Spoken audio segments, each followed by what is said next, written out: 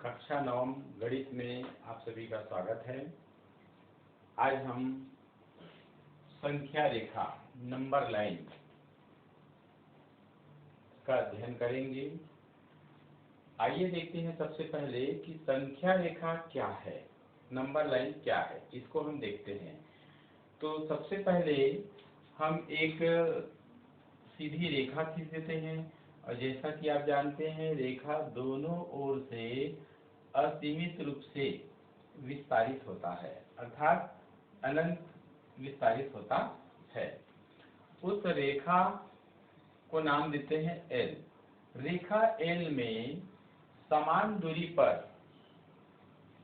कई चिन्ह लगाते हैं। जैसे देखिए यहाँ से यहाँ तक समान दूरी, मान लीजिए इस दूरी का हम ले लेते हैं 1 इकाई, फिर 1 इकाई की ही दूरी पर दूसरा चिन्ह लगाते हैं, फिर 1 इकाई की ही दूरी पर तीसरा चिन्ह, और इस प्रकार से चिन्ह लगाते जाते हैं। ठीक इसी प्रकार से इधर भी देखिए हम इकाई दूरी पर चिन्ह लगाते हैं और आगे हम और भी चिन्ह आगे लगाते आगे बढ़ते हैं।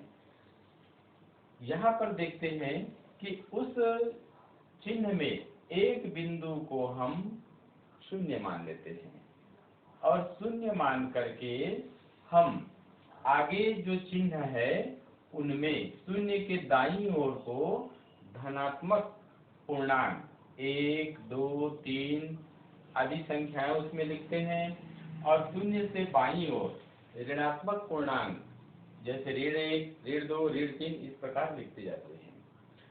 तो इस प्रकार से जो रेखा हमारे सामने है, जो रेखा मिलती है, उस रेखा को ही कहते हैं संख्या रेखा।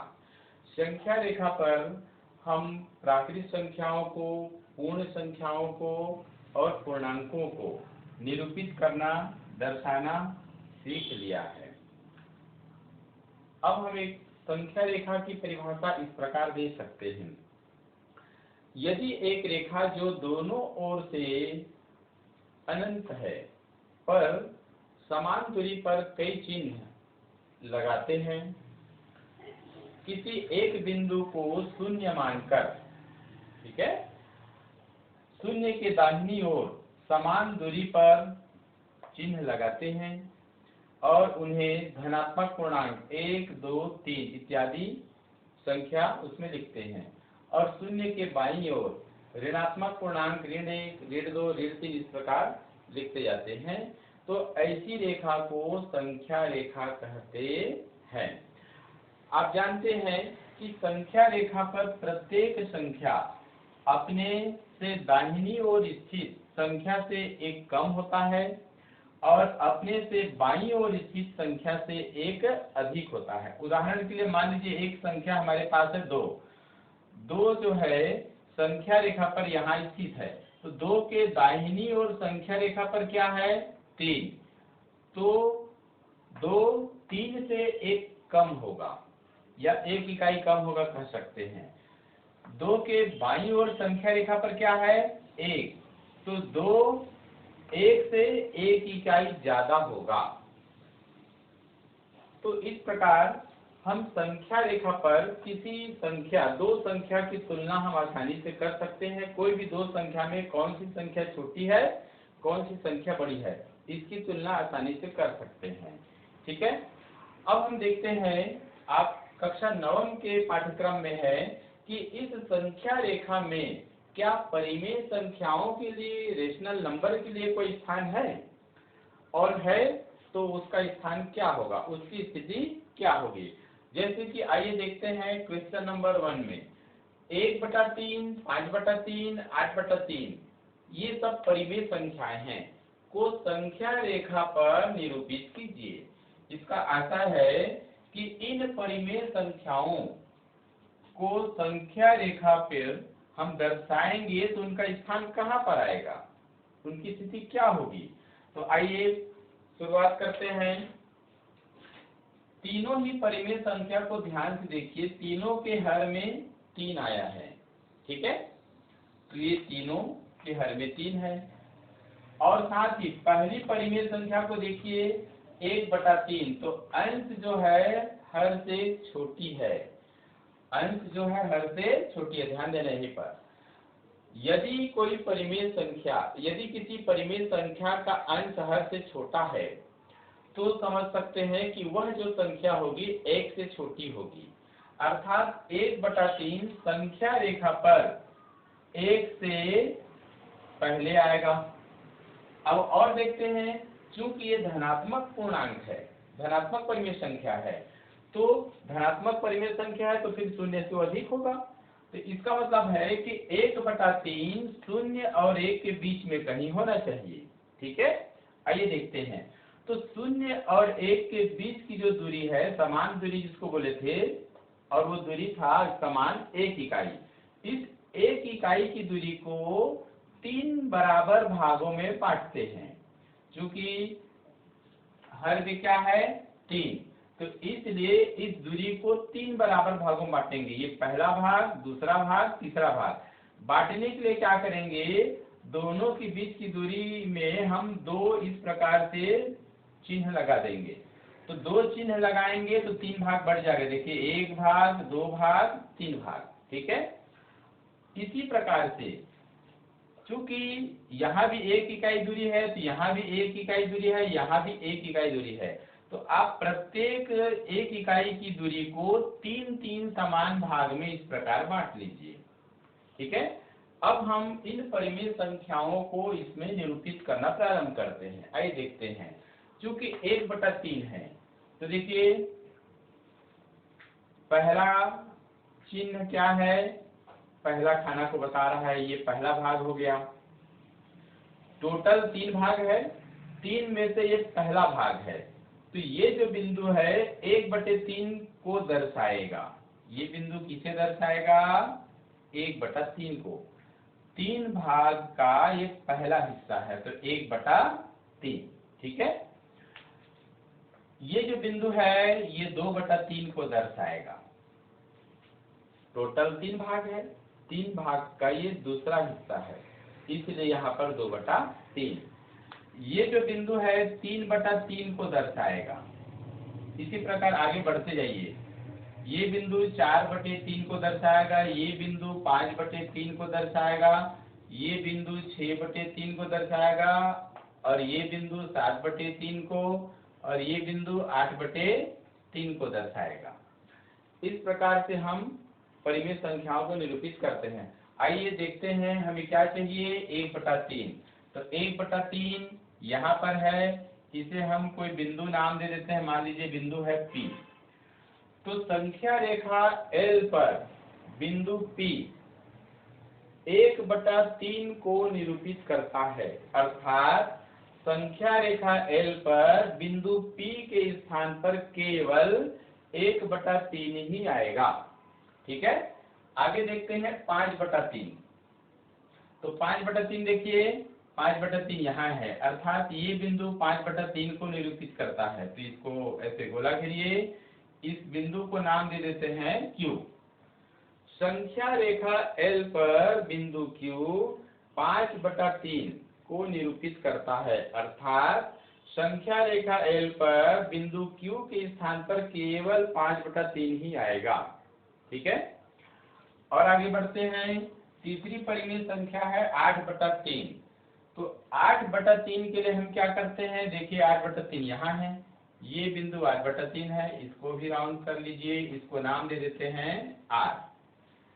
तो संख्या रेखा L पर बिंदु R 8/3 को निरूपित करता है या 8/3 को दर्शाता है, अर्थात यह कह सकते हैं हम कि संख्या रेखा L पर बिंदु R के स्थान पर केवल 8/3 आएगा। तो इस प्रकार से हम परिमेय संख्याओं को संख्या रेखा पर दर्शा सकते हैं। ध्यान दीजिए, यहाँ पर हर में जो भी संख्या होता है Q, हर अर्थात Q का मान, Q का जो मान होगा उसी मान के हिसाब से इकाई दूरी को उतने भागों में बांटा जाता है। ठीक है, आइए इसी का एक दूसरा स्थिति भी देखते हैं।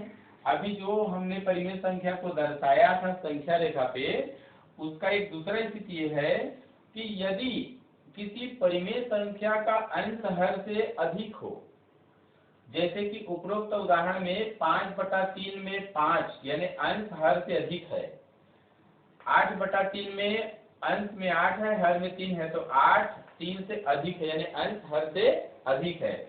तो इसको निरूपित करने के लिए हम एक दूसरा विधि भी उपयोग में ला सकते हैं, उसको समझना होगा। आइए देखते हैं। सबसे पहले 5/3 को हम मिश्र भिन्न में बदल लेंगे, अर्थात आप 5 में 3 का भाग करिए, 3 एक कम 3, भागफल 1 आया और शेषफल 2 बचेगा और भाजक तो 3 है ही, तो इसको मिश्र भिन्न में क्या लिखेंगे, 1 सही 2/3, अर्थात ये जो संख्या है 1 से बड़ी है, ये देखिए 1 सही 2/3 1 से अधिक है, परंतु 2 से क्या है, कम है। ये 1 से कितना अधिक है, तो 2/3 भाग अधिक है बोल सकते हैं। इसी प्रकार 8/3 को देखिए, 3 दूनी 6, तो भागफल 2 आया और शेषफल 2 बचा और भाजक तो 3 है, तो 2 से ही 2/3, तो ये जो संख्या है 2 से अधिक है, 2 से अधिक है, परंतु 3 से कम है, इसको हम ऐसे लिख सकते हैं। आइए इन दोनों को संख्या रेखा पर हम निरूपित करके देखते हैं। तो सबसे पहले 1 सही 2/3 अर्थात 5/3 को निरूपित करेंगे। तो देखिए 1 तो यहाँ है और ये 2 है, क्योंकि ये जो संख्या है 1 और 2 के बीच में कहीं पर स्थित है, तो 1 और 2 के बीच स्थित है, इसके लिए हमें क्या करना होगा, देखिए 2/3, तो ये हो गया 1 और 2 के बीच की जो दूरी है 1 इकाई दूरी, इसको 3 बराबर भागों में बांटेंगे, ये पहला भाग, दूसरा भाग, तीसरा भाग। अब देखते हैं 1 सही 2/3, ये वाला खाना 1 है और ये जो है ना 1 सही 1/3 को दर्शाएगा। ठीक इसी प्रकार ये दूसरा जो खाना है 1 सही 2/3 को दर्शाएगा, और ये जो है ये तो फिर 2 आ गया है ना, तो अब हमें चाहिए क्या था, 1 सही 2/3 चाहिए, तो 1 सही 2/3 इस बिंदु को ऐसे राउंड कर लो, इसको कोई भी नाम दे दो, मान लो बिंदु ए। तो संख्या रेखा M पर बिंदु ए 1 सही 2/3 अर्थात 5/3 को निरूपित करता है। आइए दूसरा संख्या देखते हैं, 2 सही 2/3, तो 2 सही 2/3 के लिए देखिए, तो इसमें आगे बढ़ते हैं। ये जो संख्या है 2 से अधिक होगा परंतु 3 से कम, अर्थात 2 और 3 के बीच में होना चाहिए।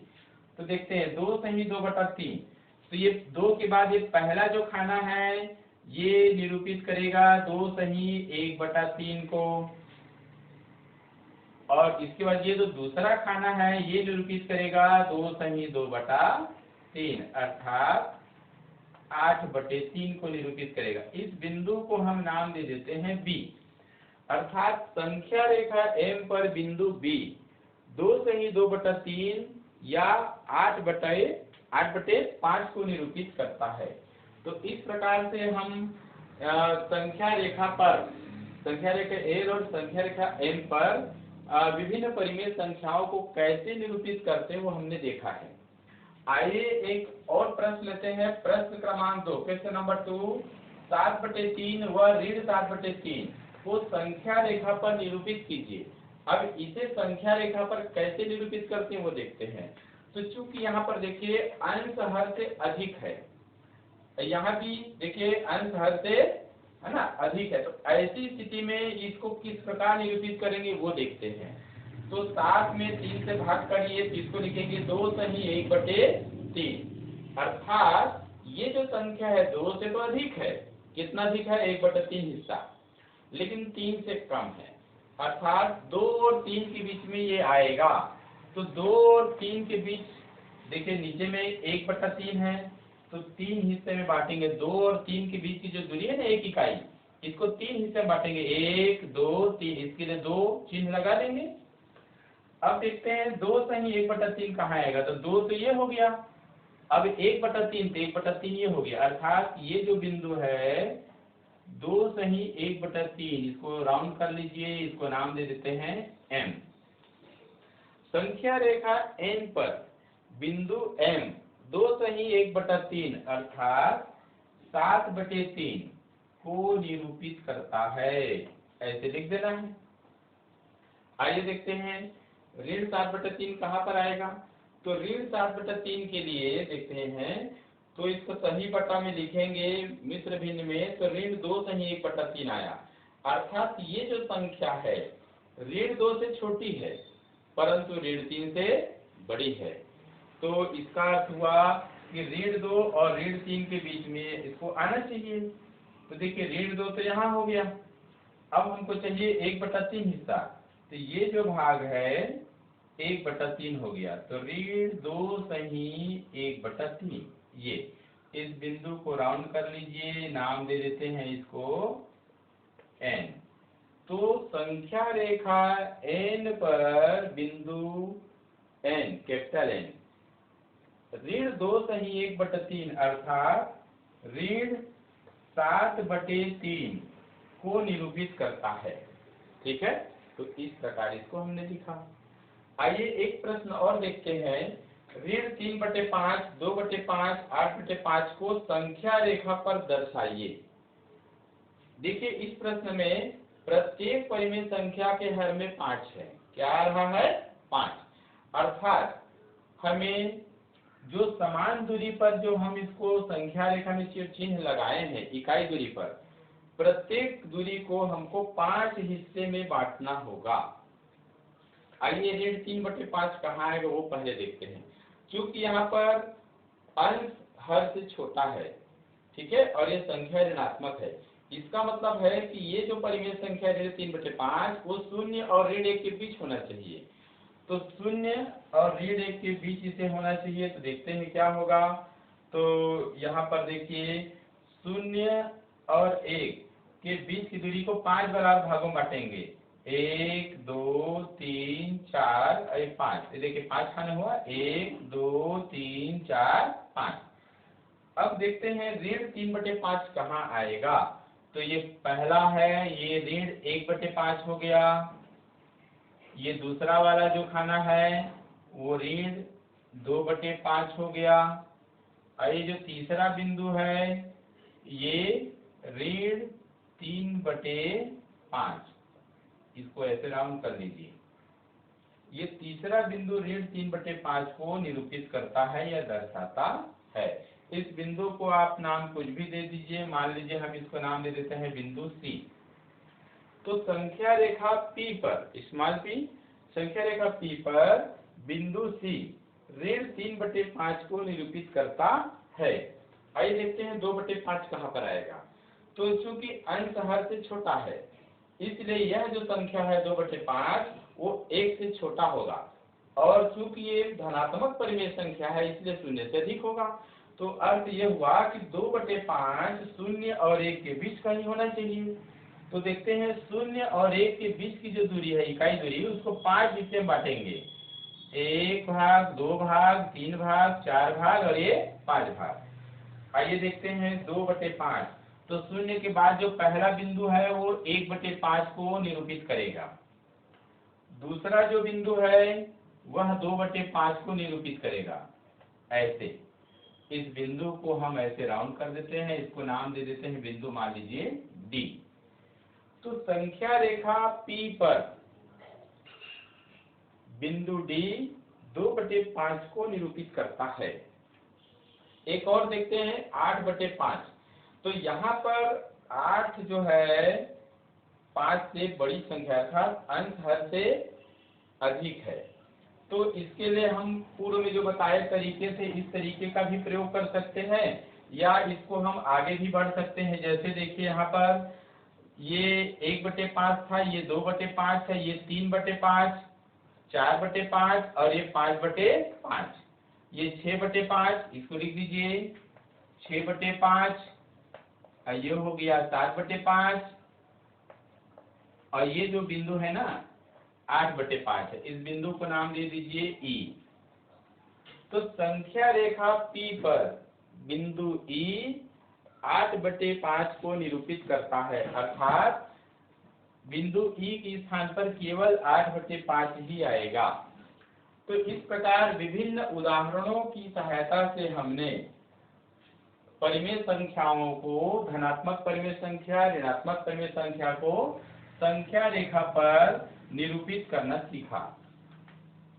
ठीक है, तो आप और भी दूसरे परिमेय संख्या को उदाहरण ले करके आप संख्या रेखा पे उनकी स्थिति क्या होगी उनको दर्शाइए, निरूपित करना सीखिए। ठीक है, से अगली कड़ी में।